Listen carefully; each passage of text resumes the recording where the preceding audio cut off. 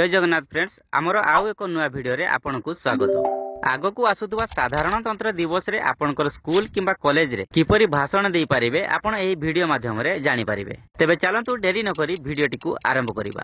ता पूर्वरु भिडियोटिकु लाइक कर दियंतु एवं जदि चैनल रे प्रथम थर पई आस्थिबे ताले चैनलटिकु सब्सक्राइब मध्य करि नियंतु, कारण आपण एही चैनल माध्यम रे साधारण ज्ञान, रचना और पत्र लिखन, दरखास्त, ओडिया भाषण इत्यादि पाई पारिबे। सम्माननीय सभापति महोदय, पूज्य गुरुजन वृंद, उपस्थित मोर प्रिय सान बड़ भाई और भौणी माने, आज यही पवित्र साधारणतंत्र दिवस विषय रे मते किछि कहिबाकू अनुमति मिलिथिबारु मु निजकू धन्य मने करूछि। आज 26 जनवरी 2025 मसीहा आम देशर 76तम साधारणतंत्र दिवस। 1950 मसीहा ठारू आमे प्रतिवर्ष 26 जनवरी को साधारणतंत्र दिवस बा गणतंत्र दिवस रूपे पालन करि आसुछु। एहार इतिहास को देखिबाकू गले सेदिन थिला 1930 मसीहा जनवरी 26 तारिख। राबी नदी तटरे बसिथिबा कांग्रेस रो लहर अधिवेशन रे पंडित जवाहरलाल नेहरू को भाषण मुग्ध करिथिला भारतवासी को। नेहरूंकर भाषण थिला पूर्ण स्वराजर डाकरा।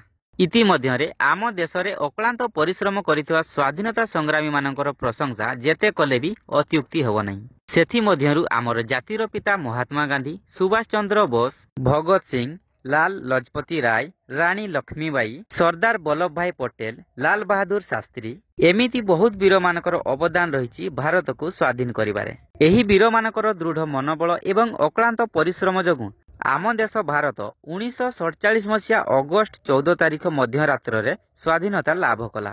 आमे 1947 मसीहा अगस्ट 15 तारिख को आमर प्रथम स्वाधीनता दिवस भावे मध्य पालन कलु। किंतु आम देश रे कौनसी नियम कानून बा संविधान नथिला। तेणु डॉक्टर भीमराव आंबेडकर अध्यक्षतार एक टीम देशर संविधान लेखिबा आरंभ कर देइथिले। दीर्घ 2 वर्ष 11 मास 18 दिन धरी आम संविधान लेखा होई प्रस्तुत हैला। 1949 मसीहा नवेम्बर 26 तारिख रे आम संविधान लेखा शेष होइतला। किंतु आमर संविधान 1950 मसीहा जनवरी 26 तारिख रे स्वीकृति लाभ पाइथिला। आउ सही दिनठू आमे जनवरी 26 तारिख को गणतंत्र दिवस रूपे बा साधारणतंत्र दिवस रूपे पालन करि आसुछु।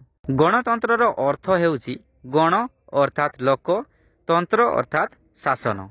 सही दिनठू आम देश भारत को आमे सर्वनिरपेक्ष साधारणतंत्र राष्ट्र भावे जानी आसुछु। तेणु आज आमे एही पवित्र दिन रे समस्ते शपथ नेबा जे आम देश भारत को एक महान राष्ट्र भावरे गढ़ी तोलिबा एवं आम संविधान प्रति आमर सम्मान एवं कर्तव्य प्रदर्शन करिबा।